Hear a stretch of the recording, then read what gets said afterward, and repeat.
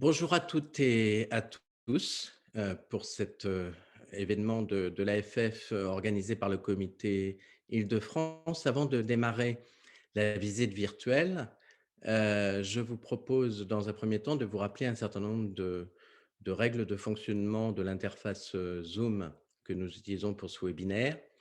Vous avez dans votre barre d'outils une section qui s'appelle Converser et donc vous avez le loisir, mais je vois que certains ont déjà commencé, de pouvoir poser des questions dans cet onglet Converser. Donc vous pouvez les poser à n'importe quel moment et puis, à la fin de la visite, eh bien, je m ferai le modérateur et je choisirai quelques questions, hein. Toutes ne pourront peut-être pas être posées en ligne, et nos interlocuteurs, répondront, à ces questions.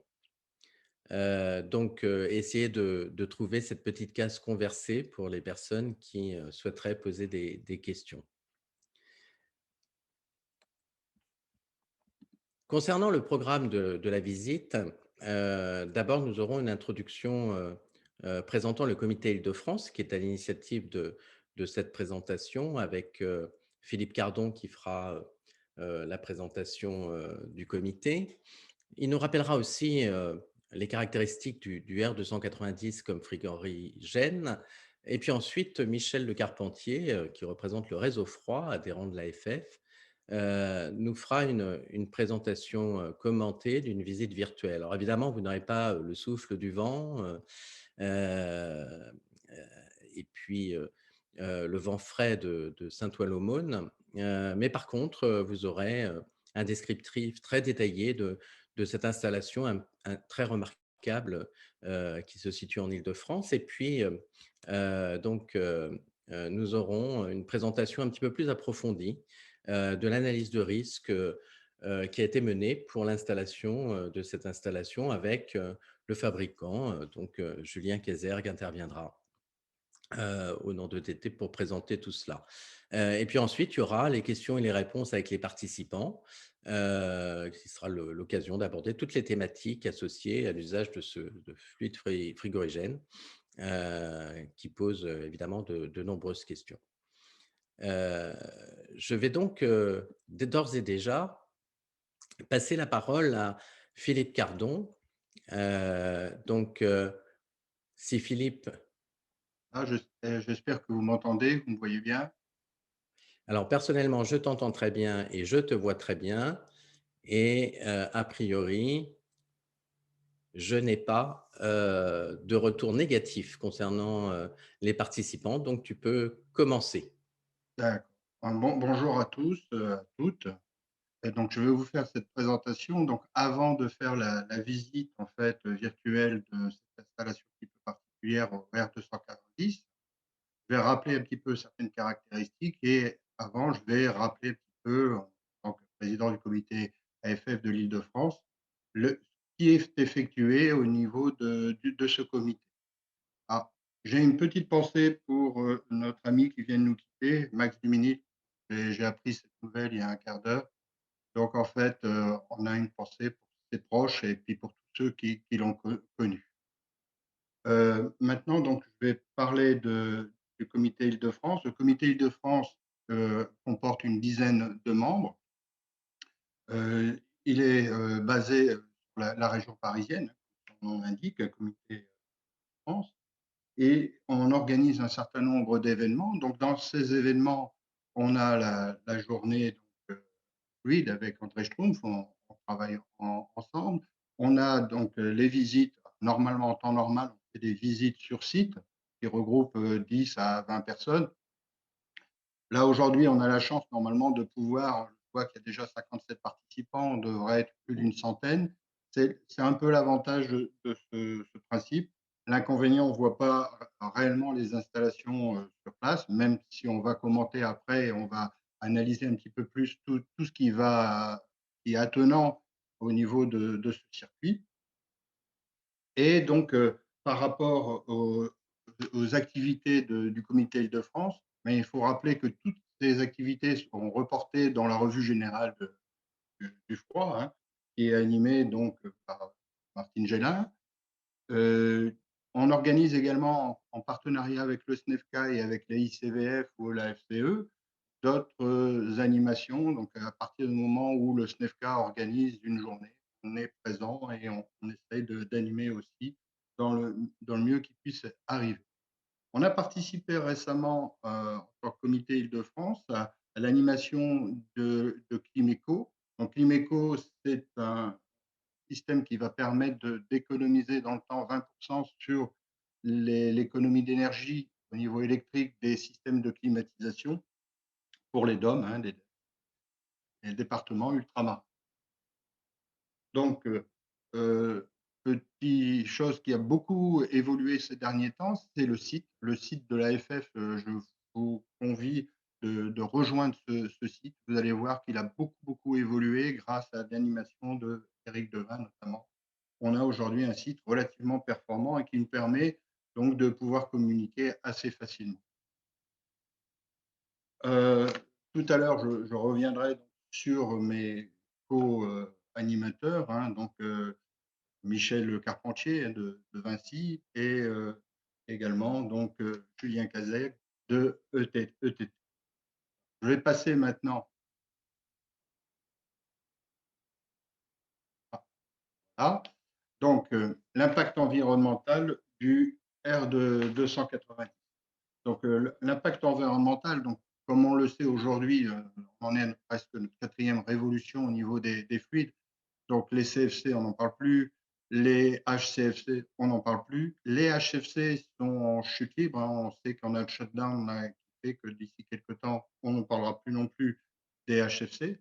Les solutions de remplacement, bah, elles ne sont pas si évidentes que ça. C'est-à-dire qu'on a bien des fluides de nouvelle génération, des fluides synthétiques, mais on a également donc des fluides qui possèdent la particularité de travailler avec des fortes pressions, comme le CO2, ou d'être toxiques comme l'ammoniac, ou d'être inflammables, et ça c'est un peu l'objet aujourd'hui, comme le propane ou le butane. Donc on se retrouve avec un nombre de fluides assez limité et il faut faire avec. Alors maintenant, quels sont les avantages du propane? Là, on va voir en fait en comparant les différents fluides que le propane a un certain nombre d'avantages. D'abord, il a un EDP égal à 0, donc il n'attaque pas la couche d'ozone. Il a un GWP de 3, ça veut dire qu'en fait, ben, quasiment aussi élevé que le CO2. Le CO2, c'est 1, c'est l'élément de référence. Donc en fait, on a très peu d'impact au niveau de l'effet de serre, ce qui fait un très gros avantage. En plus, il a la particularité de ne nécessiter que 40 à 60 d'une charge traditionnelle, hein, par rapport à un fluide comme le 410 ou 404, ce qui en fait au niveau de l'analyse du cycle de vie, on s'aperçoit que donc les taux de fuite vont être beaucoup plus faibles. On va voir aussi qu'il y a le fait qu'on a affaire à des éléments la plupart du temps scellés, donc ce qui limite en fait les taux de fuite.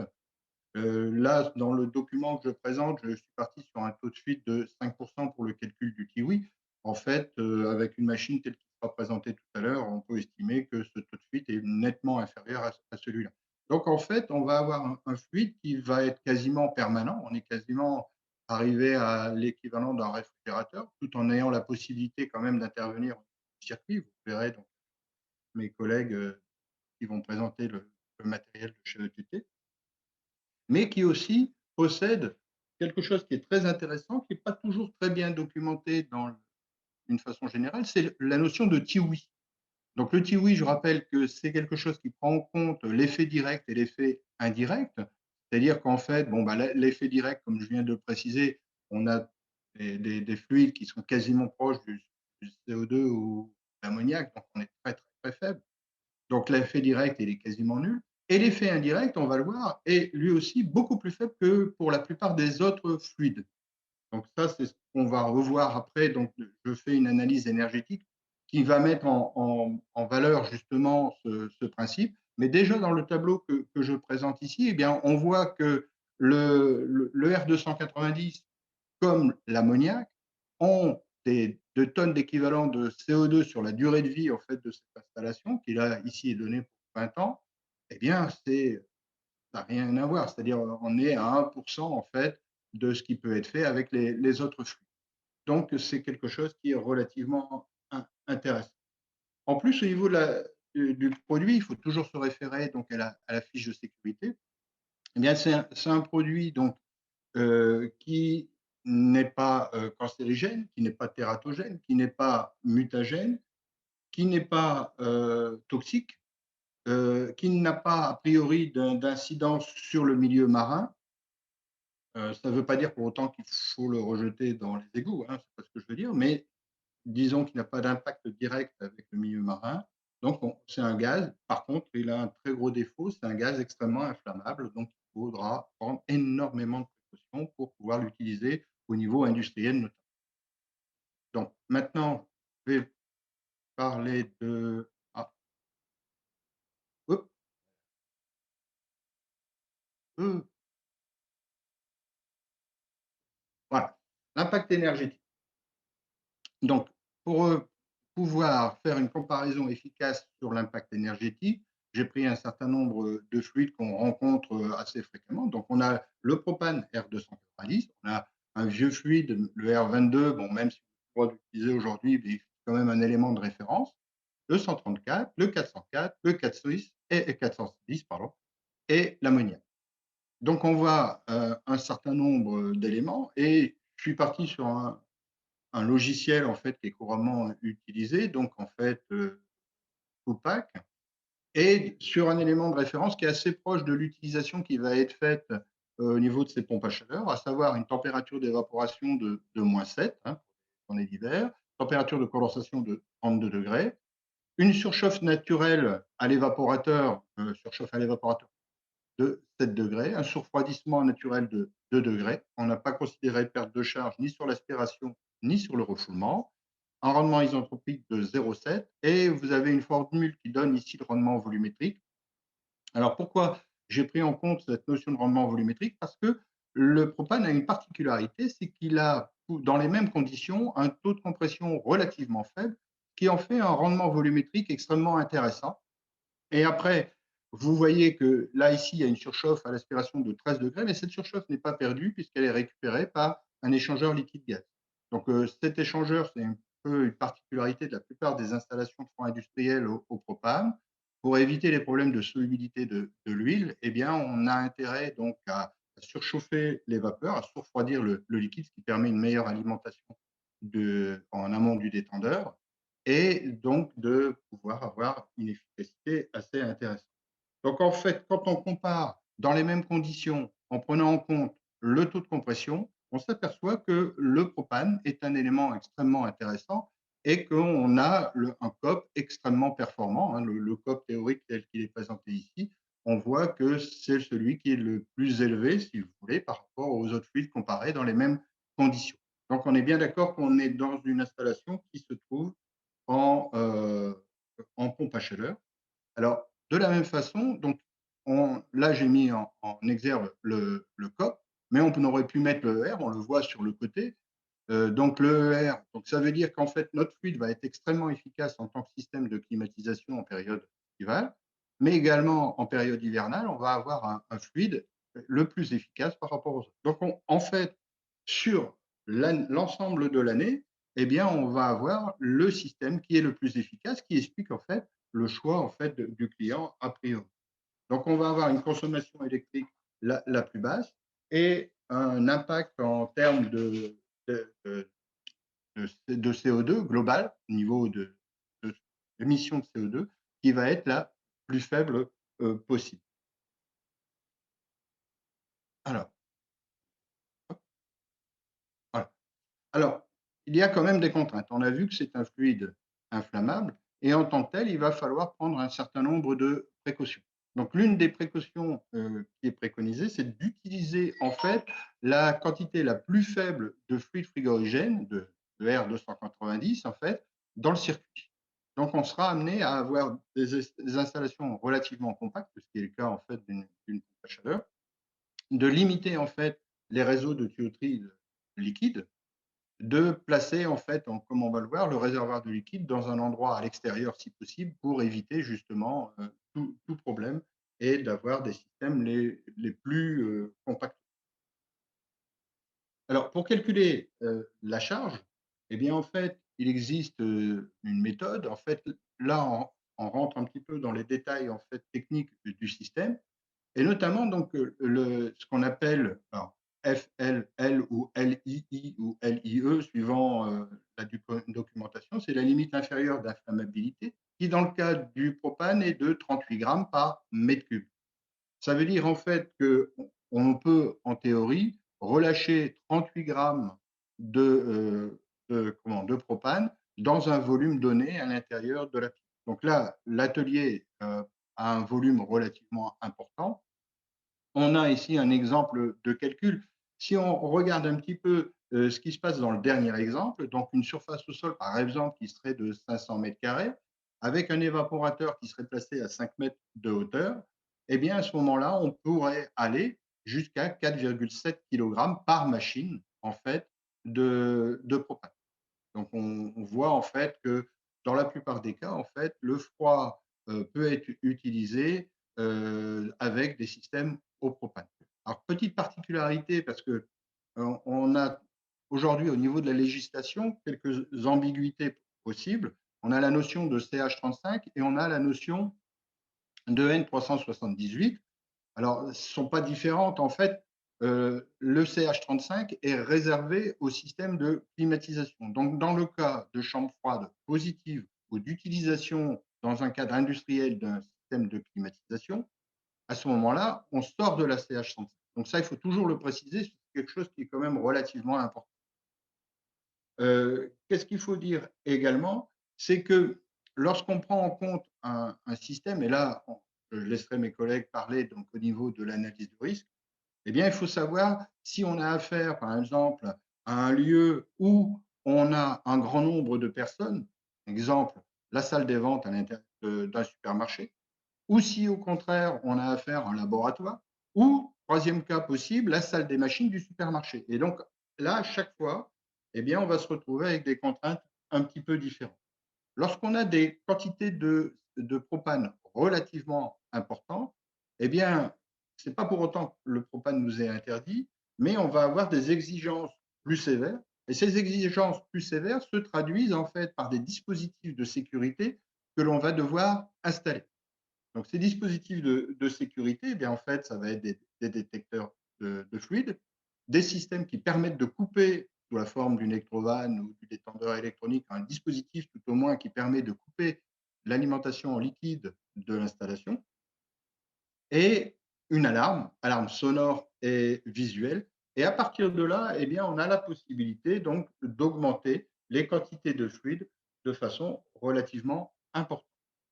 Donc, on est quand même moins tenu, disons. Et donc, ce qui correspond donc à ce qui est présenté dans le tableau qui est en bas, et notamment dans des cas un peu particuliers, donc le cas du système dit indirect. Attendez, oups, hop, hop,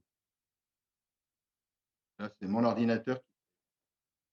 Donc, en fait, dans le cas du système indirect, donc si par exemple vous avez une installation avec un dry cooler, donc rejet de chaleur à l'extérieur et production d'eau glacée, eh bien on s'aperçoit qu'il n'y a pas de limite de charge à proprement parler. Donc voilà ce que je voulais rajouter avant de passer au système qui suit. Donc les contraintes techniques, ben, ces contraintes techniques, en fait, on va retrouver un certain nombre d'éléments que tous les frigoristes connaissent bien, donc le détecteur électronique. Alors, dès que ces appareils sont sous forme électronique, électrique, disons, on aura affaire obligatoirement à des systèmes de type ATEX. C'est-à-dire qu'en fait, le technicien devra disposer d'un matériel, alors pas, pas la paire de manos telle qu'elle est présentée ici, mais s'il a un manomètre électronique, il faudra que ça soit ATEX, la balance électronique ATEX, le détecteur électronique ATEX. Dans le cas de la pompe à vide, si la pompe à vide devra être utilisée à l'intérieur du local, ça sera une pompe à vide ATEX de type catégorie 2, par exemple. Si par contre, il y a la possibilité de mettre la pompe à vide à l'extérieur de l'endroit où il y a les quantités de propane, eh bien, donc on aura un flexible qui aspirera donc le fluide de l'installation. Par contre, petite particularité, qui ne se fait pas, aujourd'hui avec les fluides traditionnels, à savoir relier un flexible pour pouvoir rejeter les vapeurs de propane dans un endroit où ça ne gêne pas.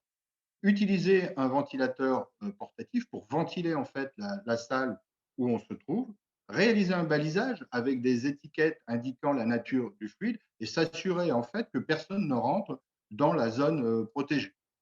Disposer d'un extincteur, éviter l'extincteur au CO2, plutôt utiliser des extincteurs à poudre pour éviter les phénomènes éventuels d'anoxie. Donc, à partir de là, on va donc avoir des systèmes qui, qui vont permettre de bien protéger en fait les utilisateurs et également donc les mainteneurs, hein, tous les techniciens qui sont à même de faire la réalisation ou les interventions sur le site. Alors, j'aimerais bien prendre un exemple qui n'a pas de rapport direct, si vous voulez, avec l'installation que vous allez voir après. Mais c'est l'exemple, par exemple, d'une chambre froide. En chambre froide, donc si on installe un évaporateur, eh bien, en fait, on n'aura pas à mettre de raccord à visser. Donc, les raccords à visser sont proscrits. On sera soit sur des brasures réalisées au départ, soit éventuellement par des systèmes de raccords Lockring. Sont tolérés des raccords pour pouvoir faire la liaison, mais si possible de les mettre à l'extérieur de la chambre. Les protections mécaniques sous forme de goulottes ou de chemin de dalle pour protéger les tuyauteries d'éventuels chocs violents. Les systèmes de tuyauterie doivent être dans un endroit ventilé. Le technicien doit disposer d'un détecteur portatif pour éventuellement détecter la présence d'une fuite importante. En tout état de cause, le tout devra être prévu au départ, donc ce qui nécessite la formation du technicien, à savoir que tout devra être géré en amont au niveau de l'intervention du système. Et là, je vais laisser la parole donc euh, à Michel Le Carpentier. Donc, si je vais m'évanouir et je laisse la parole à… Merci Philippe, c'est bon. Heu, Merci professeur pour cette présentation. Moi, je comprends que c'est assez compliqué. Alors on a, Philippe Le Carpentier en direct de Saint-Ouen-l'Aumône, qui va pouvoir, bah, nous donner un exemple d'application, très concret de ce qui vient d'être dit. Michel, tu nous entends? Oui, je vous entends. Bonjour à toutes et à tous. Il fait bon à Saint-Ouen-l'Aumône? Ça va, il fait bon. Le temps est malheureusement couvert. On est sur l'île de France et on n'a pas un très joli temps. Mais ceci étant, on a une belle installation à découvrir. En principe, tu as le contrôle, hein, de la D'accord. présentation. Donc, je vais vous présenter par quelques photos l'implantation des machines que l'on a mis en place euh, chez notre client Lizzie Aerospace, qui fabrique des pièces mécaniques et notamment tout ce qui est des rivets spéciaux pour l'aéronautique, donc des pièces relativement importantes. Rapidement, je vous présente le réseau froid de Vinci Énergie. C'est 17 entreprises qui travaillent dans le froid industriel et le froid commercial. Nous sommes 560 collaborateurs et vous voyez sur la carte l'implantation des entreprises du réseau froid qui couvre quasiment une bonne partie de la France. Voilà. Ce sont donc des entreprises qui réalisent ce type d'installation au propane et nous avons depuis quelques années une très bonne expertise au niveau des installations au propane que l'on a mis chez bon nombre chez nos industriels. Donc là, je vais poursuivre avec le site de l'ISI, donc qui se situe à Saint-Ouen-le-Maune au nord de Paris. On a Voilà où ça se situe. Bon, c'est vrai que la carte n'était pas très précise, mais vous êtes au nord de Paris, à Saint-Ouen-le-Maune. Le site se présente sur une usine qui couvre pas loin de 15 000 mètres carrés et qui est fait en différents ateliers. Donc sur cette installation, nous avons mis en œuvre 3 machines qui alimentent 2 ateliers. Donc vous les voyez arriver sur les semi-remorques en livraison et vous voyez que la taille conséquente de ces machines qui font en gros 8 mètres par 3 mètres par 3 mètres. Donc ce sont des installations relativement conséquentes qui vont être mis en œuvre sur 3 sites, 3 emplacements dans l'usine. La première machine a été située donc au rez-de-chaussée. Elle alimente un atelier au sous-sol, au rez-de-chaussée, on va dire, mais en sous-sol de l'usine. Vous voyez l'environnement industriel du site. Donc, les machines sont installées à proximité de cet environnement, et ce qui fait que on va regarder plus tard l'analyse spécifique de sécurité et des éléments que l'on a mis en œuvre pour la protection et les compléments d'installation pour garantir la sécurité de la mise en œuvre de ces machines. Donc là, on installe les machines en lieu et place. Vous voyez la machine qui est située donc ici et son environnement industriel qu'on n'a pas changé. Voilà, donc on est sur des emplacements techniques avec environnement un peu compliqué. Le raccordement, on est sur ce type de machine en machine tout air neuf. Je laisserai donc Julien Kézergue vous montrer la technologie de ces machines qui ont été mises en œuvre. On va poursuivre le parcours. On est là sur l'étage au R+1, où là, vous voyez 2 machines qui sont installées et on alimente en soufflage par gaine textile l'atelier qui est lui beaucoup plus conséquent. Et là, on a mis 2 machines en œuvre pour cet atelier. La première machine se situe donc sur cette plateforme. Donc là, on a mis ça en place sur une plateforme en élévation pour 2 raisons. Déjà, l'emplacement technique était un peu compliqué et on a complété cet accès de plateforme qui n'est dédié qu'aux personnes formées et habilitées à intervenir.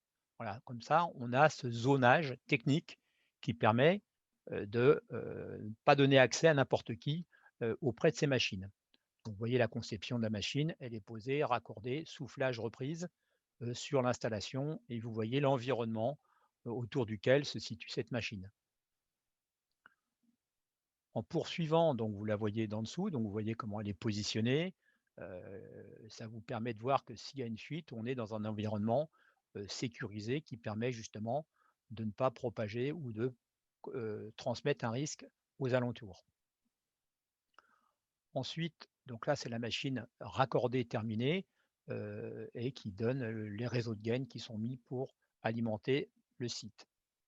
La dernière machine qui est positionnée ici en bout de bâtiment, on la positionne ici et vous allez voir que malgré cette passerelle qui est ici d'accès, on a également la machine qui a été positionnée à cet endroit.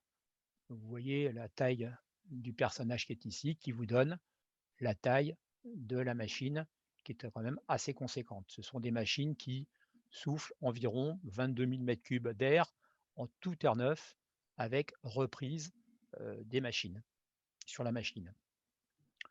Un raccordement et une mise en œuvre de la machine. Pour terminer, à l'intérieur de l'usine, on a une diffusion par gaine textile à haut rendement en termes de volume balayé, du fait qu'on a des taux d'induction en gros de 10, ce qui permet d'avoir une très bonne homogénéité de l'air dans l'ambiance. Cas particulier sur cette usine, c'est qu'en même temps, on devait traiter également un problème d'huile de coupe. On a des machines-outils qui dégagent de l'huile de coupe, malgré qu'elle soit captée au niveau de chaque machine, vous avez quand même une ambiance qui se charge d'air avec un mélange d'huile dans le volume. Et en passant avec ce système de tout air neuf, on a aussi apporté un complément de confort au niveau de l'atelier, non seulement en température été comme hiver, mais également en qualité d'air. C'était une demande du client car il y avait un problème de taux de charge d'huile dans le volume qui devait être traité. Donc on a profité de ce système-là pour faire du tout air neuf et avec récupération effectivement sur le retour sur la machine. Et Julien vous expliquera comment ces machines travaillent. Voilà, donc on est sur un atelier qui avait besoin aussi de ce traitement d'air au niveau des volumes. Donc vous voyez, hein, c'est une installation toute simple, en gaine textile, soufflage et reprise en vrac sur une des gaines en bout de bâtiment. C'est un bâtiment qui fait 6 mètres de haut, qui fait environ 1300 ou 1400 mètres de surface, donc des volumes qui permettent largement, d'accepter ce type de produit. Je vais laisser maintenant la main à Julien qui va vous montrer la partie technique des machines. Merci Michel pour cette présentation et cette visite. Alors, je crois que Julien est aussi à Saint-Ouen-l'Aumône, hein. C'est the place to be. Donc, Julien, je te laisse la parole pour présenter le détail des entrailles de la machine. Ok, merci Eric. Bonjour à toutes et tous. Je tiens à remercier l'AFF et le réseau Froid pour avoir fait le choix de mettre en lumière ce projet-là et bien entendu la technologie associée. Voilà. Donc, du coup, voilà, je me présente, Julien Kayser, et je suis au sein de la société en charge du développement du marché industrie. Voilà.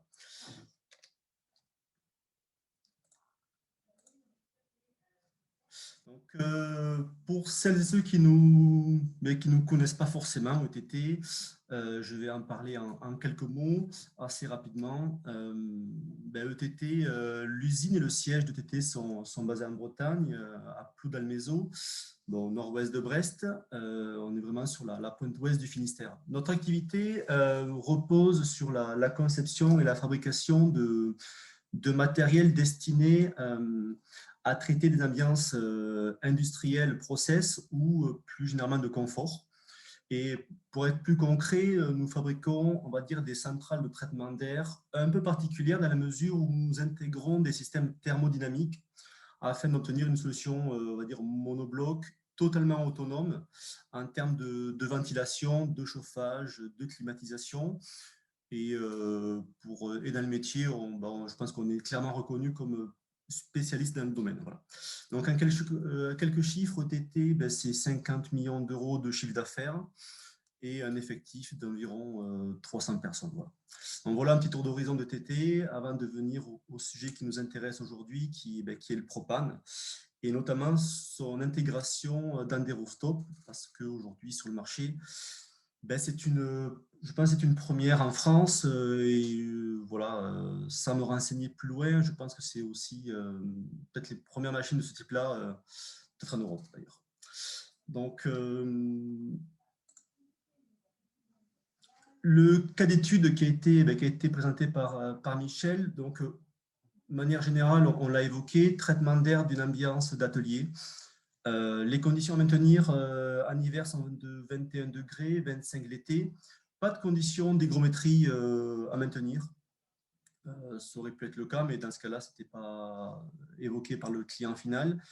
Et comme l'a dit Michel, ventilation tout air neuf du fait qu'on avait un potentiel brûleur d'huile dans l'ambiance. Et donc, local à pollution spécifique, donc interdiction de recyclage d'air.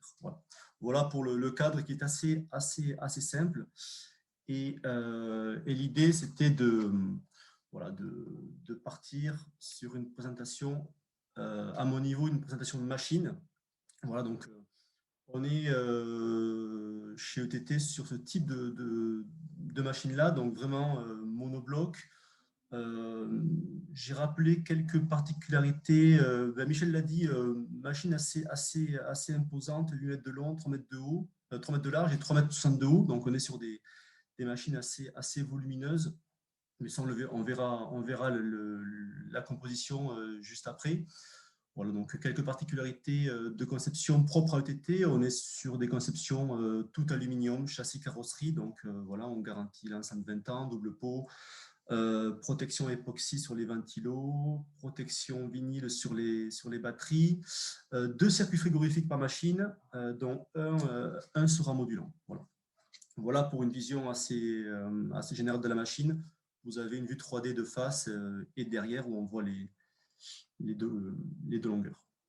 Voilà. Elles sont imposantes pourquoi pour 2 raisons. Parce que chez TT, on a toujours mis l'accent sur les perfs, sur les performances. Et donc, en fait, on se limite en termes de vitesse d'air à 2,5 mètres secondes. Voilà. Et côté compartiment technique, on aime bien laisser la place aux composants pour un accès simplifié et surtout pour la maintenance. Donc, voilà. On peut avoir des fois des machines un peu volumineuses parce qu'on fait des choix, en tout cas, de conception qui sont bien particuliers. Cette diapo-là, elle est intéressante. J'ai présenté deux vues. Une première en haut à gauche qui est chez nous ce qu'on appelle un flow sheet, qui est un schéma aérolique à plat, où en fait on arrive à lire très rapidement le fonctionnement de la machine. Voilà, donc si on commence par l'air, j'espère que vous voyez mon curseur, si on commence par l'air extrait, on attaque par un ruissellement. On a un filtre à graisse. On l'a dit, on a un potentiel brouillard d'huile, donc filtre à graisse impératif.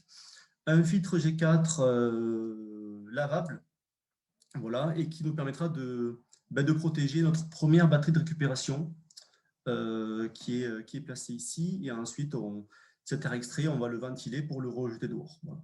Côté R9, donc là, c'est ici qu'on va alimenter le bâtiment. Donc, pareil, registre d'isolement, un filtre G4. Du coup, la première batterie de récupération sur l'R9. Alors là, du coup, j'ai aussi un petit peu représenté le schéma hydraulique de la récup. Cette batterie, pour nous, va nous permettre de préchauffer l'air en hiver de manière à toujours avoir une température à l'entrée des condenseurs entre 8 et 10 degrés. Voilà. Donc, pour avoir un fonctionnement frigo optimal et surtout fonctionnel. Voilà. On attaque après les condenseurs. On a une batterie d'appoint électrique qui nous permettra de pallier les cycles de dégivrage, voilà, principalement. Les ventilateurs de soufflage qui sont au nombre de 2, et puis après un registre d'isolement aussi au soufflage si on a la machine à l'arrêt. Voilà. Donc, côté récupération, vous avez un petit schéma 3D en bas à gauche où en fait vous avez le circuit de manière autonome qui est représenté, où vous avez la pompe simple, le vase, le filtre tamis, les purgeurs d'air, les thermomètres, les soupapes, voilà, toute la panoplie adaptée à une récupération autonome. Voilà. En bas à droite, vous avez là une vue aérolique un petit peu différente, dans le sens où c'est une coupe verticale de la machine, où vous avez les flux d'air. Donc, on voit l'extraction en haut qui passe sur les filtres, la batterie de récup, et qui est rejetée. Et vous avez en vert la partie R9, voilà, prise d'R9 via le capot de protection, filtre G4, batterie de récup, les condenseurs au soufflage, la batterie électrique que vous voyez en carré rouge, le ventilateur et un soufflage vertical, voilà, pour cette configuration aérolique. On aurait pu le faire en bout sur le côté. Bon, les contraintes font que sur ce site-là, on a opté pour un soufflage sur le dessus. Voilà. Et à gauche, vous avez la partie échange avec l'air extérieur. Globalement, vous avez l'évaporateur l'hiver et le condenseur l'été à ce niveau-là. Voilà. Un soufflage descendant pour plusieurs raisons. La première raison, elle est purement énergétique parce qu'en fait, le fait de souffler vers le bas, en fait, en phase de dégivrage, on va utiliser la gravité associée à ce flux d'air descendant pour accélérer le dégivrage. Et après, vous verrez la seconde raison plus tard sur la partie risque propane. Voilà un petit tour d'horizon rapide sur la partie, je veux dire, aérolique. Voilà.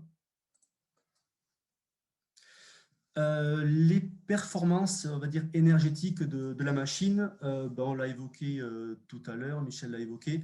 Les débits d'air sont de 22 000 m3 à la fois sur l'R9 et sur la reprise. Donc, en fait, on vient générer un équilibrage des débits d'air. Sur la partie performance hiver, on a deux puissances. Une puissance de récupération de chaleur statique avec les batteries à eau glycolée et la partie puissance calorifique liée au compresseur. Donc, on est sur un ensemble à 220 kW pour une température extérieure à -7. Voilà. Et en été, même manière, une partie récupération qui est plus faible parce que le delta T est moins important. Et on a une puissance frigo de 147 kg qui nous amène à une puissance froid globale à 165. Voilà. Concernant l'analyse fonctionnelle, on est sur des choses qui sont plutôt simples. On est sur une base de régulation au soufflage, mais qui n'est pas fixe, c'est-à-dire qu'en fait, on vient recalculer en permanence notre consigne de soufflage en fonction de la température ambiante. En fait, on fait une compensation sur la température ambiante de manière à intégrer les charges internes du bâtiment. Côté récupération, on a écrit une loi de régulation qui fait qu'on autorise la pompe sur un delta T de au moins 2 degrés entre la reprise et l'extérieur. Et après, toute la partie sécurité côté compresseur, où en fait, on vient contrôler toute la partie thermodynamique. Voilà, on a mis en place un certain nombre de points de contrôle. Voilà, vous avez la map compresseur qui est représentée à droite, avec pour chaque défaut les natures des défauts. Voilà. Voilà pour la partie énergétique. Je passe ensuite sur la partie frigo. Ben, c'est assez intéressant à ce niveau-là. Vous verrez qu'il n'y a rien de bien nouveau sur ça. Philippe l'a évoqué tout à l'heure. La particularité, c'est la présence du surchauffeur, voilà, que vous voyez au centre des schémas. L'échangeur statique. Pour faire simple, vous retrouvez, pour les frigoristes, vous retrouvez l'ensemble des composants traditionnels que l'on peut avoir sur un circuit frigo. Et le surchauffeur vient en tout cas nous garantir une surchauffe de 20 degrés à l'entrée à l'aspect du compresseur. Voilà. Donc c'est un petit peu la notion importante sur ce type de schéma-là. Vous avez les surchauffeurs qui sont représentés sur la photo en haut à droite. Donc on les voit clairement mis en place. L'autre subtilité, elle concerne les soupapes de sécurité. Donc, ce que l'on a fait, c'est que l'on a raccordé les soupapes, on les a ramenées sous l'évacuation des hélicoïdes. L'intérêt, c'est que s'il y a une décharge à ce niveau-là, on vient les évacuer mécaniquement et forcés par les ventilateurs. Voilà.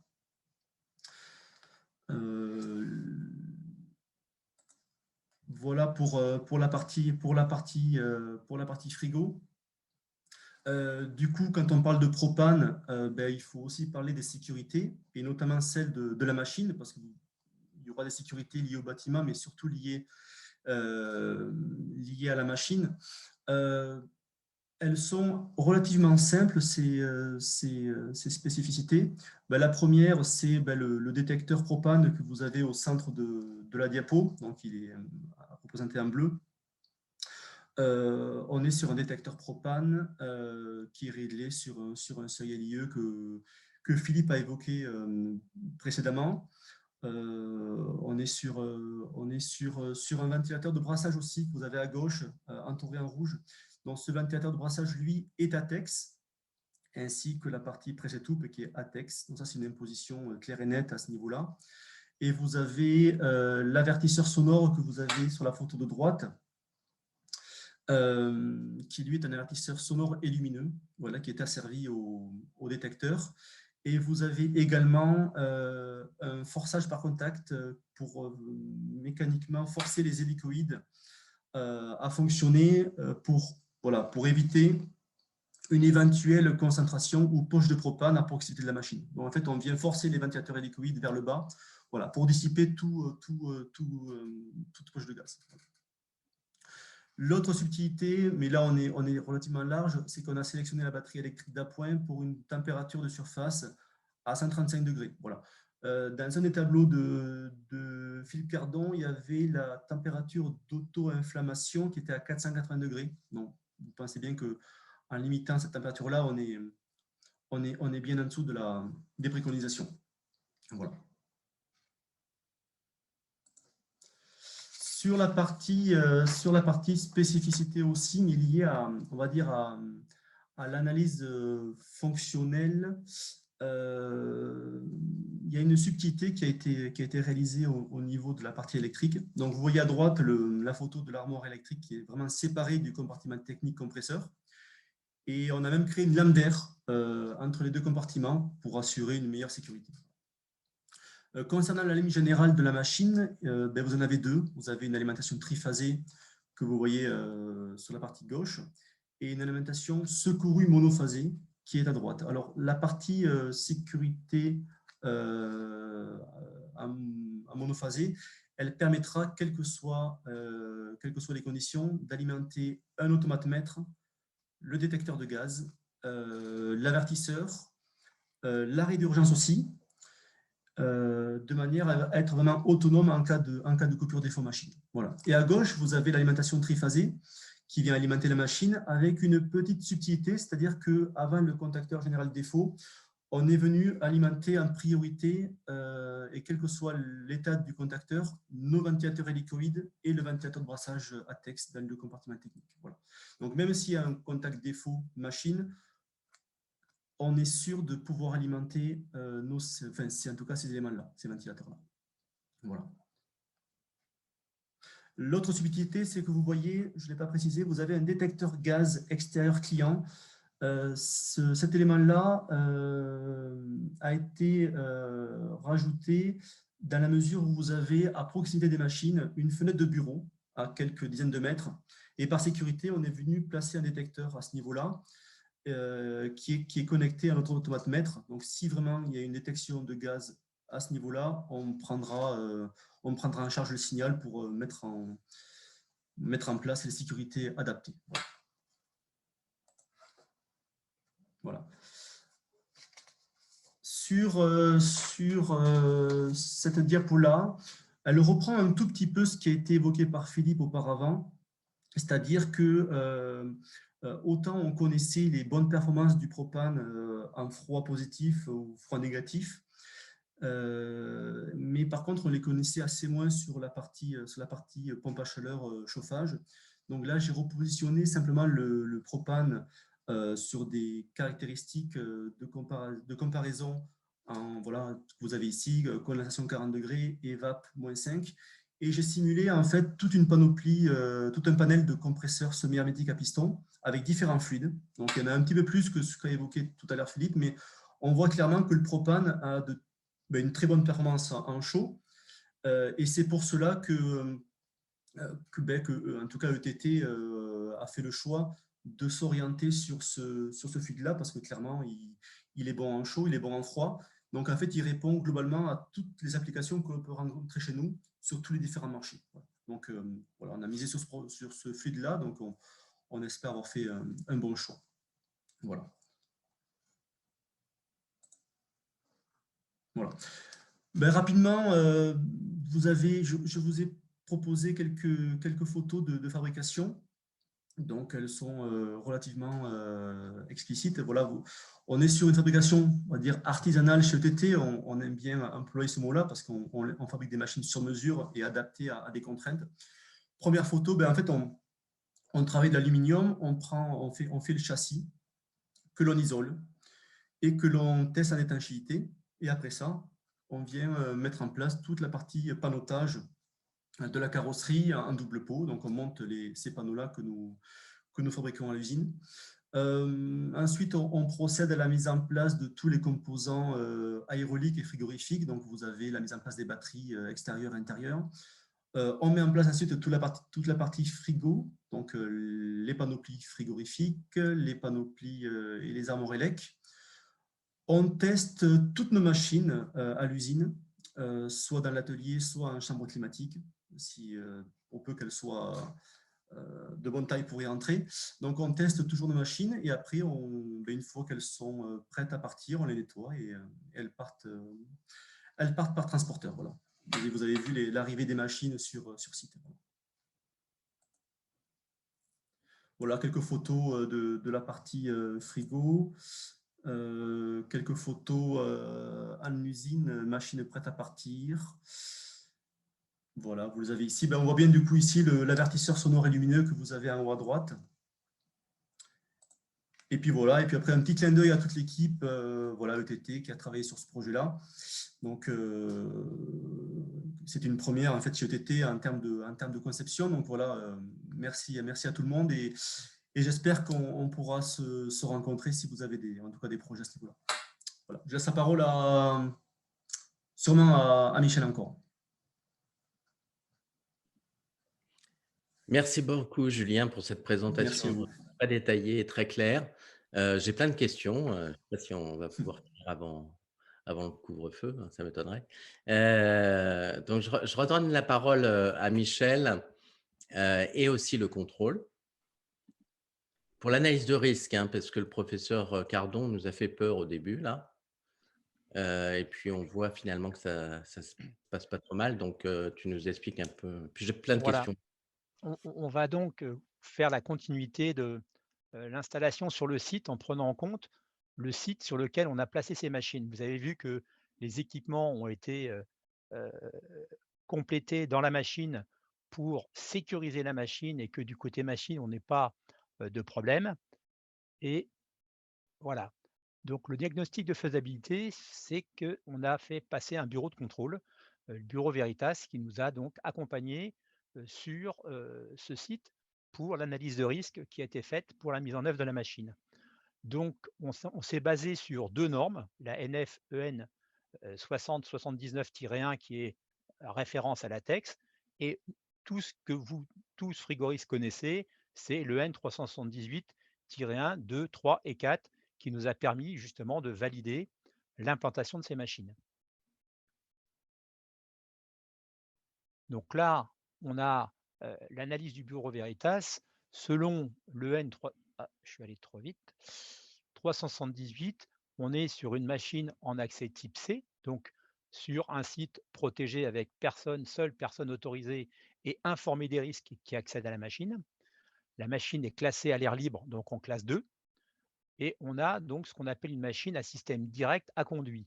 Ça veut dire que l'évaporateur est dans le conduit qui mène à l'atelier. Donc voilà, qui permet de calibrer la machine selon les règles EN 378. Également, on s'assure que dans la zone des 5 mètres autour du compartiment des compresseurs que vous avez ici, que l'on n'ait pas d'installation fixe susceptible de présenter un risque d'inflammation. On a également la ventilation des condenseurs de 16 à 20 000 m3 qui permet une dilution à 50% de la limite d'inflammation basse du propane. Donc, quand on prend la règle ici, qui est un extrait du tableau venant de l'EN 318-1, on a, selon la charge, puisque vous avez 2 fois 12,5 kg dans la machine, donc on prend la FLL du propane, coefficient de hauteur, on a un atelier qui fait 2000 m² sur 6 mètres de haut, et le calcul nous donne, avec une limite à 20% de la limite basse, on aurait le droit de mettre 96 kg de propane. Seulement, on est limité par un volume max au tableau C2 à 25 kg, ce qui correspond tout à fait. Et comme on a 2 fois 12,5 kg, on est tout à fait dans la règle pour pouvoir installer ce type de machine avec cette quantité de fluide sur ce site. Ensuite, on est allé regarder différentes hypothèses.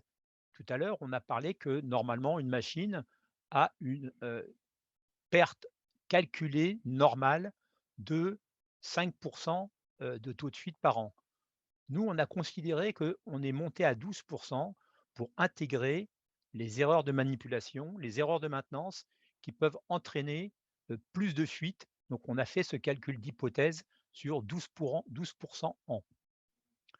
Également, on est allé chercher une hypothèse 2 et 3 qui sont basées sur 10 kg de fuite heure sur le site et également une perte de la charge totale de la machine en moins de 4 minutes.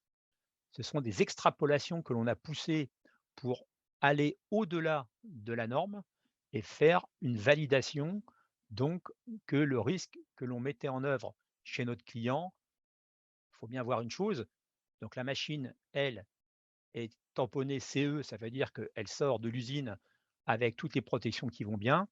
Et quand on va proposer à notre client ce type de machine, on lui garantit aussi, bien que ce soit lui qui est en charge de la protection de son site, que ce qu'on lui installe chez lui est bien conforme à la sécurité minimum. Donc on a bien sur ce type d'hypothèse 1, 2 et 3, on retrouve les volumes de dégagement, le seuil de rapport porté qu'à 10% de la limite. On a une charge de 12 kg, la FLL à 0,038, et comme vous voyez les volumes, les hauteurs de bâtiment et les volumes, quoi qu'il se passe, même s'il y a un arrêt de ventilation, on dépasse jamais 3% de la limite tolérée, c'est-à-dire qu'on est à 3% de la LIE. Donc on est sans commune mesure en deçà de la limite maximum imposée à 10% et on est à peine au tiers. Voilà, ce qui donne que sur ce site, on a pu mettre en œuvre ces machines grâce à ces protections. Donc, les protections que vous avez vues expliquées par Julien, mais également l'analyse de l'environnement et le volume des locaux qui vont recevoir le traitement d'air. Pour terminer, sur la machine, les températures de surface, effectivement, tout à l'heure, Julien a fait remarquer qu'ils ont une température de surface de batterie électrique à 135 degrés. La règle dit que sur les fluides A2, A2L, A3, on doit réduire de 100 K la température maxi de surface. Le propane est à 480. Ça nous autorise donc une température maxi de 380 degrés, qui est bien au-delà des 135 degrés donnés par la batterie électrique. Également, ces machines, vous avez vu que les panoplies frigorifiques qui étaient dans la veine d'air, excusez-moi, j'étais un peu trop vite, je reviens. On ne considère pas que on a une zone à risque ATEX dans la veine d'air parce que les pressions d'épreuve sont à 50 bars pour une pression de service de 26 bars. Ce qui veut dire que là, il n'y a aucun risque, on va dire, suite aux épreuves, qu'on ait un problème de fuite au niveau de tous ces aimants soudés. Un autre élément important sur ces machines, c'est de bien s'assurer des liaisons équipotentielles selon la NFC 1500 et qui aussi se rapportent à la sécurité ATEX de ces machines. Donc, il faut bien valider le fait qu'on ait bien des bonnes liaisons équipotentielles sur l'ensemble des machines et par rapport à ne pas présenter de risque par rapport au châssis d'avoir ces déséquilibres d'équipotentiel.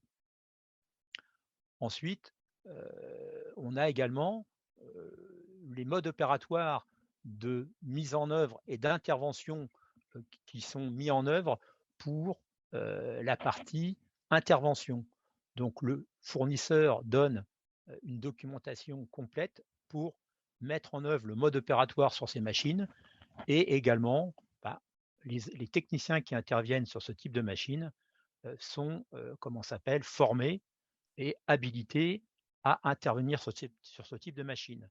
On est sur des machines industrielles et non pas sur des petits meubles avec des charges réduites de 100 ou 150 grammes.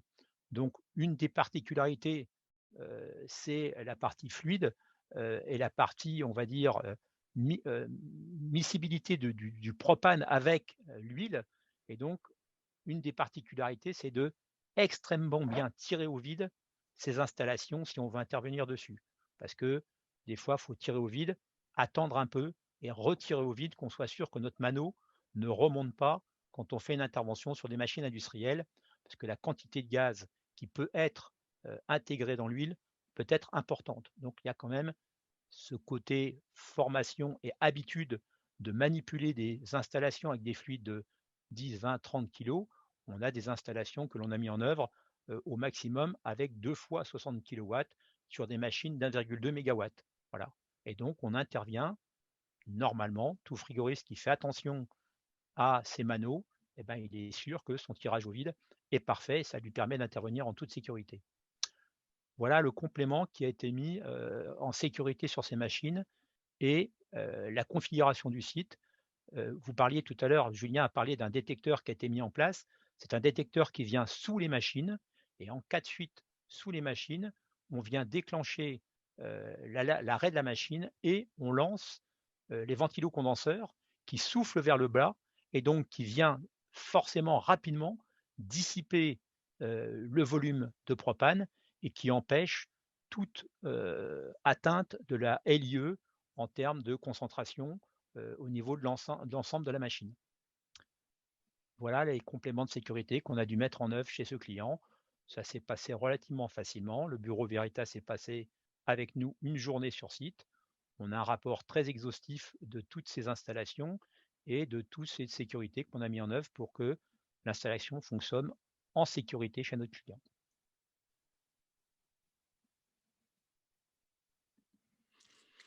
Merci Michel, tu as terminé. Oui. Alors, ce que je vais te demander, puisqu'on est à la session des questions-réponses, c'est à Julien et à Philippe d'allumer vos caméras.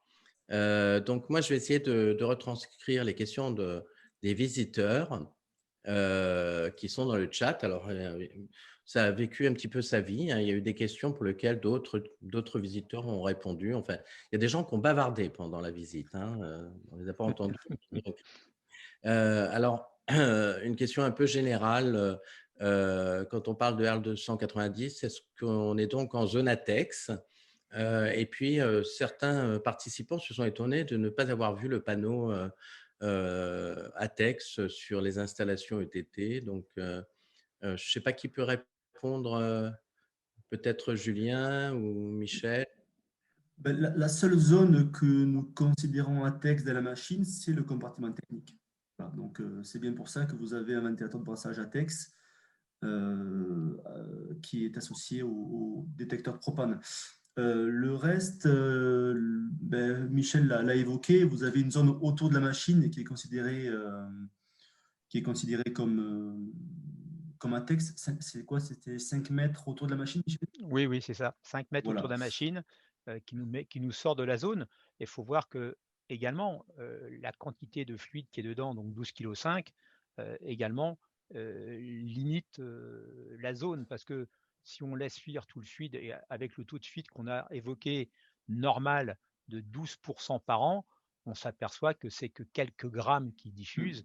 Donc on est largement en dehors de tout risque autour de la machine, mais on considère que à 5 mètres, quand on ouvre le local technique et qu'on puisse, par une manipulation, faire fuir le gaz, on est dans le périmètre des 5 mètres où la dilution vient rapidement être en deçà des normes requises. Donc, je précise, j'ai vu des questions passer tout à l'heure. Les compresseurs ne sont pas ATEX. Les seuls composants qui sont ATEX dans le circuit frigo, c'est la sonde BP, je crois de mémoire, ou le pression BP, et c'est tout sur le circuit frigo. Il y a le ventilateur et une sonde BP. Pas d'autres éléments ATEX. Merci pour cette réponse. Alors, peut-être une petite remarque qui est probablement liée à un oubli, mais pourquoi le fluide CO2 n'était pas dans l'analyse des performances énergétiques? Ça, c'est pour le professeur. En fait, le CO2, là, il serait en mode transtétique. Donc, au niveau rendement, je ne pense pas qu'on soit dans le coup. Bon, bah, vous voyez, il a réponse à tout, hein. Ensuite, il y avait une question qui était plutôt un rappel, hein. Le CH35 ne concerne en principe qu'uniquement les ERP, mais ça demandait confirmation. Le CH35 ne s'applique pas évidemment à l'installation concernée. Vous Tout ce qui confirmez? est froid industriel, froid commercial, on est hors CH35. Une question, est-ce que la LFL correspond à la LIE? Ça, c'est pour Michel, je sens. Alors, ça, oui, c'est le terme anglais. On a LFL et LIE, donc ça veut dire exactement la même chose. On est bien à la limite inférieure d'explosivité de 0,038 grammes par mètre cube. OK, donc en anglais, ça fait quoi LFL? Ouais, light, light, flow, je sais plus ce que ça peut donner Les on milieux. parle de milieu, voilà. Low On va rester, low il y a des anglicismes ou des acronymes, donc on va essayer de se limiter parce qu'effectivement dans la lecture, de la norme, c'est déjà assez compliqué. Pour vous donner, un détail, c'est que l'analyse de risque fait 65 pages. Donc mmh, pour vous dire que ça a été extrêmement bien épluché. Ah ouais, On n'a pas remis, tout dans le contexte parce qu'on aurait un peu fatigué nos visiteurs avec, toutes ces règles. Donc on a synthétisé un peu et voilà, mais par contre l'analyse a été extrêmement poussée, avec le bureau Veritas, hein. Je peux rajouter aussi que Veritas, en fait, a eu les doubles casquettes à la fois côté machine et côté bâtiment. Donc, il avait une vision globale de l'analyse de risque sur l'ensemble du projet. Voilà. d'accord. Eh bien, écoutez, c'est c'est parfait. On a, une question concernant, plutôt une remarque concernant la formation des intervenants. Alors je sais, puisque j'ai participé à la préparation de ce webinaire avec vous, que vous en avez beaucoup parlé, mais c'est vrai que ça ne ressort pas forcément des échanges aujourd'hui. Est-ce qu'on peut en dire un mot, peut-être le professeur sur la formation et puis sur ce que vous avez mis en place du côté de l'exploitant, peut-être Michel, peut-être le… d'un point de vue général, au niveau des formations, il y a une ambiguïté, on en a déjà parlé, concernant donc l'attestation d'aptitude. Donc, logiquement, il n'y a pas besoin d'attestation d'aptitude pour manipuler les hydrocarbures. Ceci étant, il faut être déjà un bon frigoriste pour pouvoir commencer à travailler sur le propane. Et il y a la notion d'analyse de risque et de formation propre au propane. Et donc, en fait, il faut que l'entreprise qui va suivre la personne qui va travailler, le maintenancier ou le technicien, le mise en œuvre, doit obligatoirement former au risque, bien sûr. Michel, tu veux rajouter un point? Oui, ben, effectivement, la règle veut que de toute façon, on ne peut pas laisser, un collaborateur sans formation et sur le risque que peut entraîner le propane. Bien que le propane est un fluide frigorigène, je dirais avec des règles standards, si un frigoriste applique les règles de base, il n'y a aucune raison que le propane soit un gaz plus particulier qu'autre chose. Cependant, on a le risque d'inflammation et d'explosion de ce fluide. Donc, par mesure de sécurité, nous formons nos techniciens à la manipulation de ce fluide et on leur fait des formations pour qu'ils sachent intervenir, détecter, lire les étiquettes, travailler en sécurité avec quelques petits détails, comme l'a signalé tout à l'heure Philippe, de quand on fait un tirage au vide, ben, on ne met pas la pompe dans le local, on évacue le fluide à l'extérieur, ce qui devrait être fait pour tous les fluides, parce qu'on risque l'anoxie avec tous les fluides frigorigènes. Mais là, Mmh. pour le propane, ben, on essaye d'externaliser le risque, parce qu'on peut entraîner une zone à risque si on laisse ça dans le local. Et les plateformes d'accès sont bien sécurisées pour justement environner et ne pas laisser n'importe qui accéder à ces plateformes qui sont seulement accessibles aux gens reconnus dans la maintenance, reconnus par le client. Le client ne nous laisse pas rentrer sur son site industriel et personne n'accède à ces machines sans un minimum de formation. Merci Michel. Et puis ça commence aussi par suivre les webinaires organisés par l'AFF avec des frigoristes compétents qui expliquent les problématiques, la, la formation et l'acquisition des connaissances. Merci beaucoup. Il y a d'autres questions, hein, ça n'arrête pas. Il y a une question sur les effets d'électricité statique, hein. Vous avez parlé de l'équipotentiel, mais est-ce qu'il y a des choses à compléter là-dessus sur le risque lié à l'électricité statique? Bah, c'est que les règles d'équipotentialité sont régies par des sections de câbles en cuivre qu'il faut mettre en œuvre pour s'assurer de l'équipotentialité de ces machines. Donc je crois qu'on doit être en 4 carrés ou 25 carrés selon les règles, avec un taux de résistance de, si je dis pas de bêtises, moins de 80 ohms de mémoire.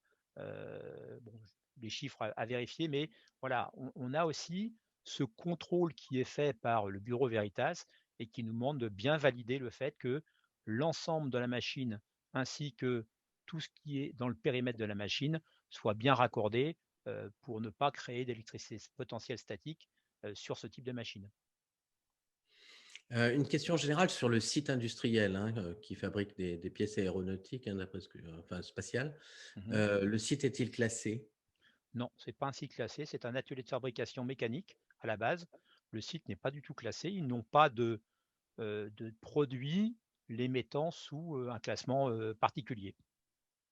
Voilà, alors moi, je ne suis pas forcément expert de toute l'installation. Alors j'ai une question, je vais vous la lire telle qu'elle est écrite, hein, parce que je ne saurais pas la traduire autrement. Présence d'un DAD nécessaire. Un DAD. Un DAD. DAD. Un DAD.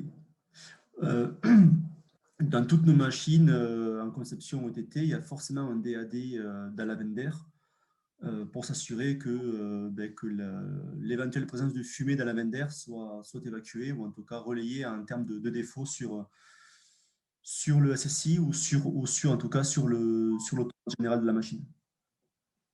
Très bien. Alors, il y avait une question, est-ce que l'analyse de risque est nécessaire? Ben là, on a bien compris que c'était bien le cas. Une question sur l'installation frigorifique. Pourquoi faut-il installer un surchauffeur à l'aspiration du compresseur?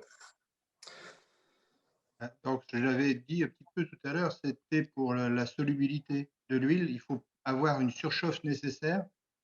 En fait, la solubilité, je rappelle vite fait, c'est que le fluide en fonctionnement va se condenser dans le carter et va y avoir non pas une émulsion, mais un moussage de l'huile, et ce qui va détériorer en fait le fonctionnement du compresseur. On pourrait aller jusqu'à la casse du compresseur si le phénomène était important.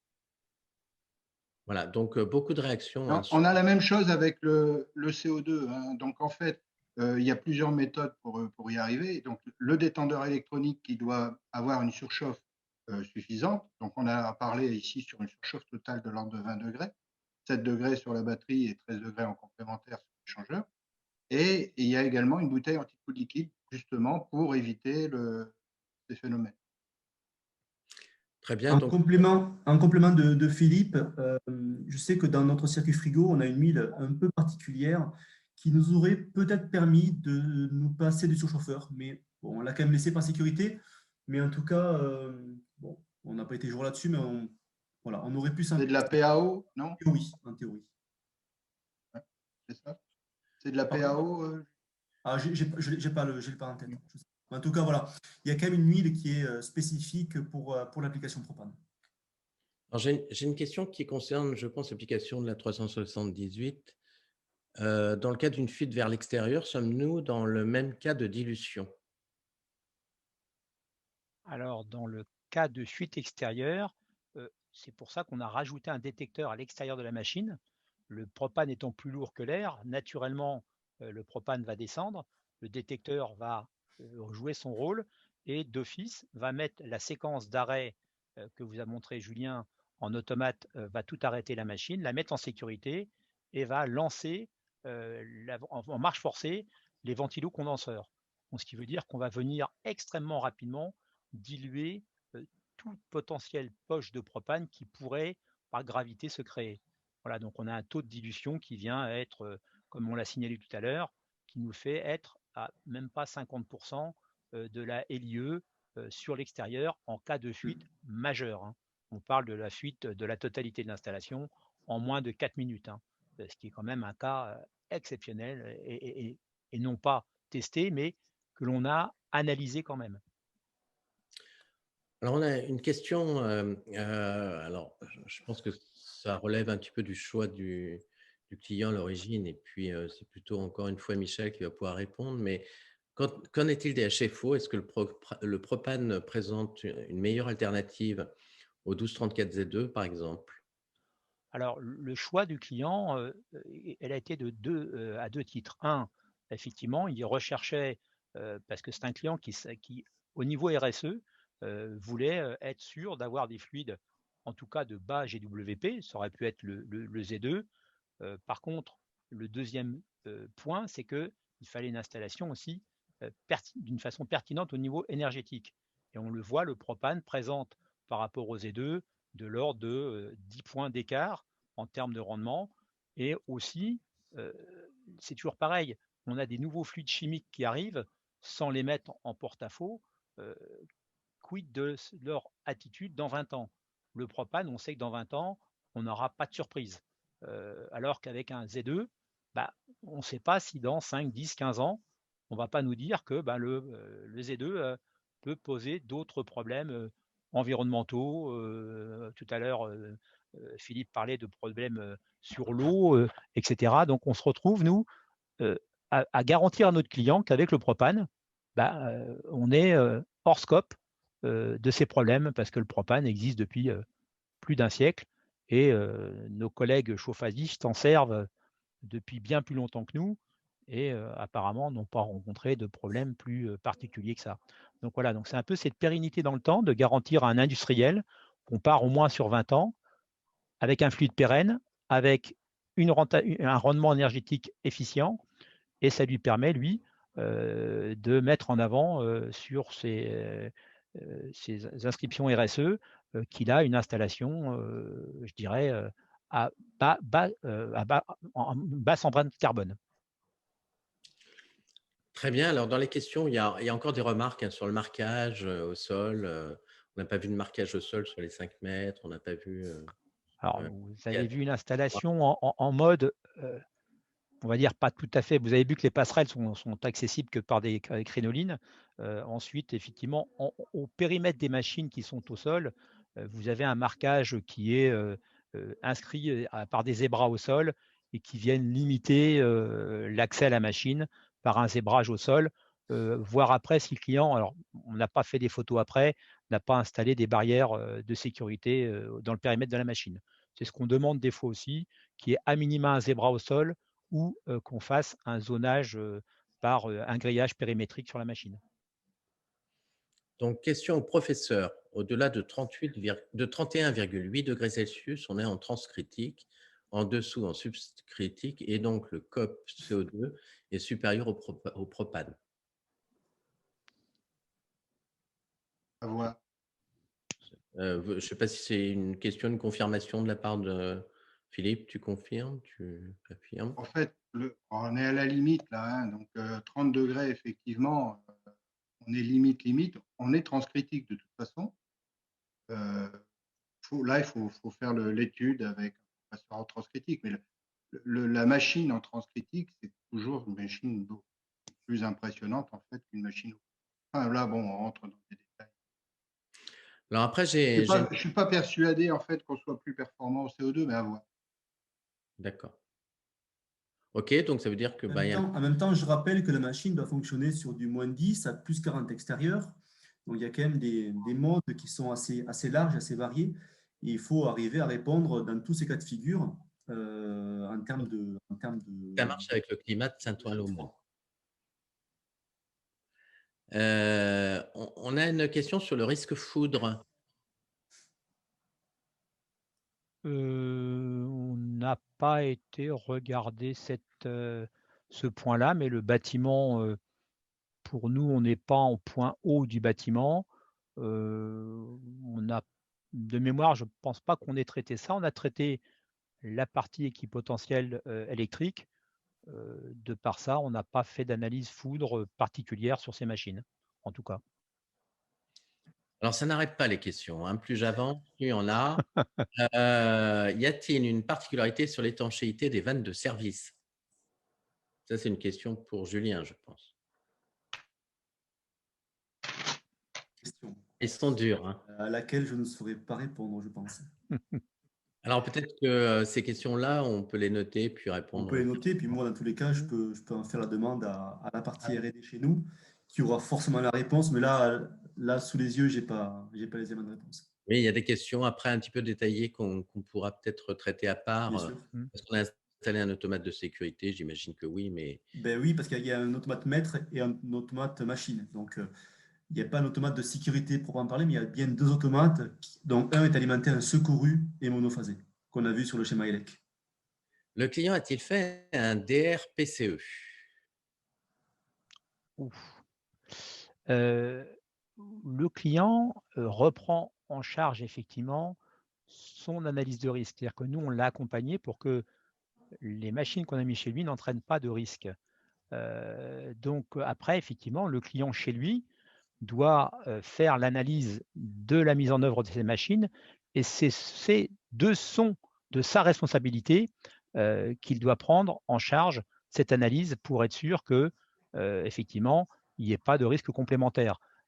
En preuve en est, c'est que l'alarme des machines est reliée au poste sécurité du site de l'usine, ce qui fait que quoi qu'il se passe sur la machine, le client est alarmé à son système de sécurité.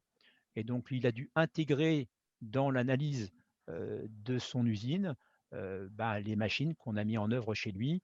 Alors là, j'avoue qu'on n'est pas, je ne suis pas assez sachant pour vous répondre, mais l'intégration des machines dans un site industriel est à la charge effectivement du client. Alors, en tout cas, on a un participant, un visiteur qui a l'air d'être un spécialiste de la foudre. Et donc, moi, ce que je propose, c'est qu'on l'invite au comité AFF Île-de-France s'il est membre de la… Et il paie sa cotisation. Hein. Ah, on voit bien que le président a des arrière-pensées. Ouais. Non, non, mais déjà, oui, s'il est déjà adhérent, qu'il nous rejoigne, et sinon… Il est et d'accord, oui. Ah oui, en plus, il est d'accord. Donc, ça, voilà pour tout ce qui est des questions. Alors, comme il n'y a que moi qui ai un peu posé des questions, je voudrais faire appel donc aux participants, aux spectateurs. Vous pouvez lever la main et puis j'essaierai de vous donner la parole si vous souhaitez intervenir. À moins que vous ayez posé toutes vos questions par écrit. Donc, Monsieur Hervaux a levé la main. Je vais vous donner la parole, donc vous pouvez intervenir.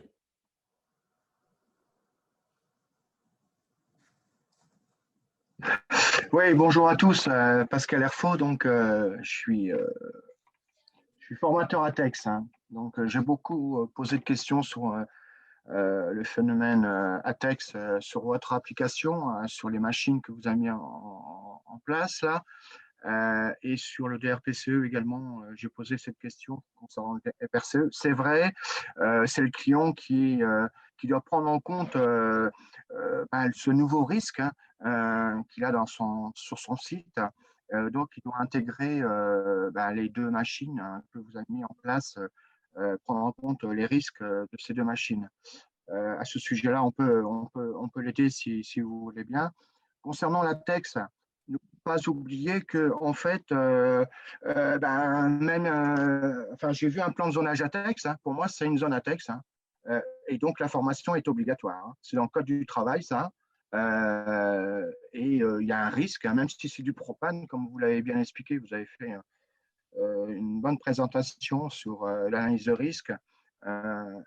On est en zone ATEX, donc la formation des personnes qui vont maintenir la machine et qui vont rentrer dans la zone doivent être formées, hein, même s'ils ne touchent pas à des équipements ATEX.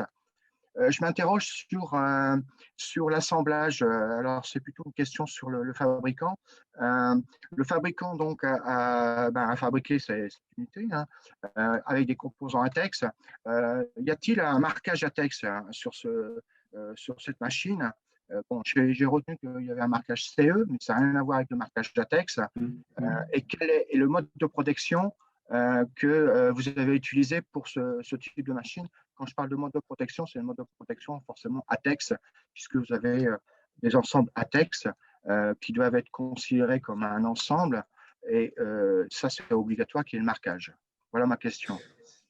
OK. Le bureau Veritas nous a accompagnés à la fois sur la partie machine et la partie bâtiment, mais côté machine, les seules remarques qui nous ont été remontées, c'est la partie ventilateur ATEX côté brassage du compartiment technique et juste un petit composant sur le circuit frigo. Le reste n'a pas fait l'objet de composants ATEX ni de marquage ATEX, en tout cas. Pas que je sache. Je poserai la question chez nous à la partie R&D à Michael Leborgne. D'ailleurs, je crois que je ne sais pas s'il est là, Michael, qui nous écoute, s'il veut prendre le relais. Mais en tout cas, à ma connaissance, il n'y a pas eu de marquage ATEX Voilà, à ce niveau-là. Je sais que Michael était un participant, mais je ne sais pas s'il a l'occasion de prendre Il la n'a parole. pas levé la main, donc je ne vois pas.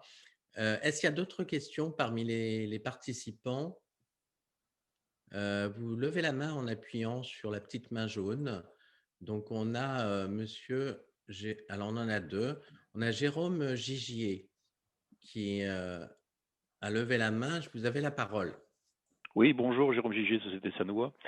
Je voulais poser la question à ETT, donc Julien, savoir si vous maîtrisez maintenant les machines R290, est-ce que c'est quelque chose que vous allez pérenniser, c'est-à-dire que vous allez abandonner les R32 à 410 ou vous allez continuer à faire quand même des machines avec des HFC?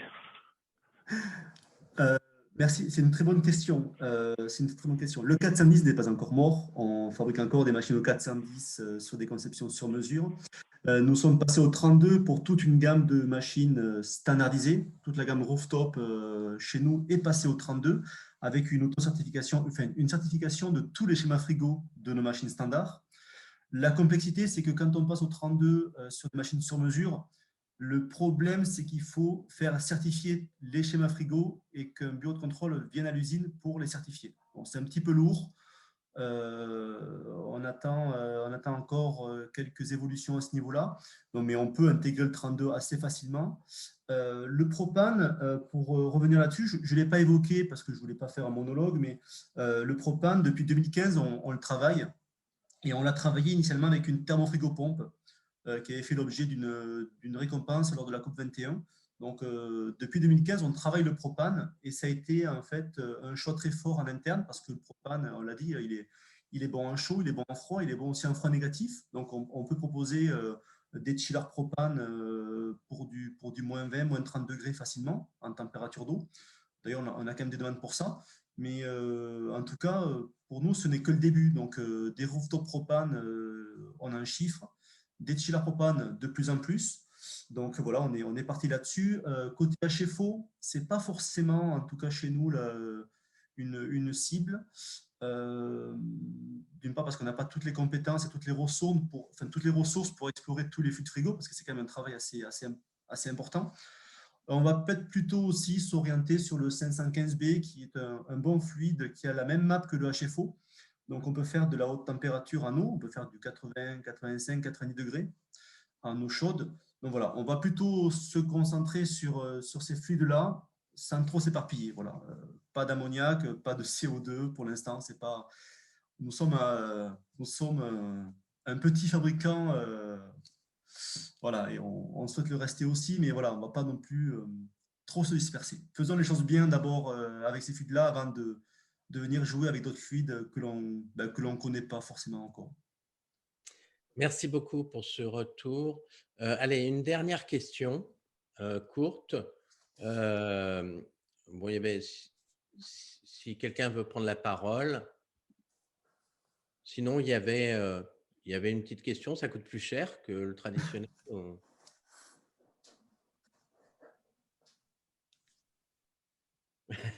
Bon, il n'y a pas besoin de réponse. Hein, ce n'est pas le cœur du problème. Parfait, bon, on aura compris. Hein. Très bien, bien écoutez, nous sommes à la fin de ce webinaire. D'abord, moi, je voulais remercier infiniment d'abord le réseau Froid qui a rejoint en tant qu'entité morale l'AFF et qui a œuvré avec ETT à la réalisation de ce webinaire. Remercier évidemment le président du comité Île-de-France et tous les membres, hein, puisqu'en fait, alors le comité Île-de-France, le bureau contient 10 personnes, hein, mais le comité a bien plus de monde. Je pense que ce webinaire est un succès vu la participation et pour un sujet très technique, on a perdu aucun spectateur depuis le début. Donc, Et il y aura un article dans la revue générale du Froid. oui, alors effectivement, il y aura un article dans la revue générale du Froid, hein, puisque c'est historiquement la coutume que de retranscrire sous forme d'article les installations d'exception qu'a pu faire visiter le comité, hein, puisqu'il y a eu dans le passé le musée d'Orsay, le réseau froid à Paris, Enertherm, etc. Enfin, il y a eu des visites tout à fait mémorables qu'on peut retrouver dans la RGF. Je voudrais terminer pour vous demander encore de passer 2 minutes à l'issue de ce webinaire sur le questionnaire de satisfaction qui va apparaître sur votre écran. Et puis, quand vous allez quitter ce webinaire, vous allez avoir donc en principe la proposition de faire un don à l'AFF. L'AFF est une association d'utilité publique qui a pour objet de diffuser les connaissances. Je pense que ça a été le cas aujourd'hui. Et donc, par rapport à cela, votre aide pour l'organisation de ce type d'événement, la qualité qu'on peut y mettre est aussi fonction de votre soutien. Alors, sous forme d'adhérent, évidemment, et puis éventuellement sous forme de don si vous n'êtes pas adhérent. Voilà, je vous remercie infiniment. Merci à tous. Et puis, je voulais simplement rappeler les prochains événements. Alors, le prochain événement va être organisé par le comité Rhône-Alpes, dont le président est Luc Deblon. Il sera organisé conjointement avec le SNEFCA et puis l'ICVDF Rhône-Alpes. Donc, c'est un événement très régional, mais aujourd'hui, ça devient national avec les webinaires et puis même international, puisqu'on a souvent des étrangers qui participent. Et c'est le 8 avril 2021 à 17h30. Alors, l'info n'est pas encore sur le site de l'AFF qui est aff-froid.com, mais vous le verrez dans la prochaine newsletter et les prochains jours, si vous allez voir le site, vous verrez cet événement. Et puis, s'il y a des étudiants parmi les participants, puisqu'en fait, on a eu beaucoup d'adhésions du CNAM, de l'IFI, du lycée Raspail, du lycée de la Fontaine des Eaux, enfin bref, de tous les collèges et lycées qui sont adhérents de l'AFF. Sachez que l'on va faire un webinaire au mois de mai. L'information sera diffusée un petit peu plus tard pour présenter l'AFF, pour que les étudiants puissent prendre part et intervenir dans les différentes commissions et comités, parce qu'il y en a beaucoup et parfois on peut s'y perdre. Donc voilà, ce sont les prochains événements qui sont organisés et déjà planifiés. Alors il y en aura d'autres, mais voilà les principaux qui me viennent en tête aujourd'hui. Je vous remercie infiniment. Sur ce, eh bien, écoutez, je vais mettre fin à ce webinaire et je vous souhaite une bonne soirée. Bonne soirée à tous, merci. Au revoir Au à revoir. tous, merci beaucoup. Au revoir.